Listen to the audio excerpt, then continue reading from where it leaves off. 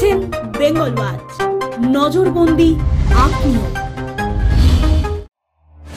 সোমবার সন্ধ্যা 6:55 নাগাদ দিল্লির লালকেল্লার অদূরে মেট্রো স্টেশনের 1 নম্বর গেটের পার্কিংয়ের সামনে দাঁড়িয়ে থাকা গাড়িতে বিস্ফোরণের ঘটনার পর থেকে সতর্কতা জারি করা হয় কলকাতা সহ একাধিক শহরে।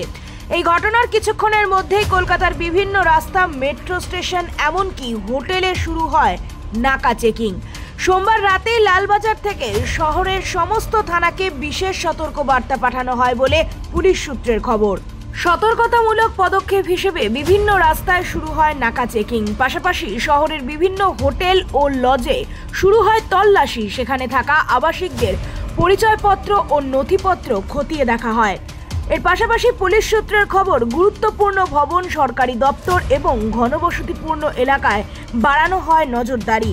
একই সঙ্গে নজরদারি বাড়ানো হয় কলকাতা মেট্রো রেলের ক্ষেত্রেও। মেট্রো কর্তৃপক্ষ পৃথকভাবে নিরাপত্তা সতর্কতা জারি করে।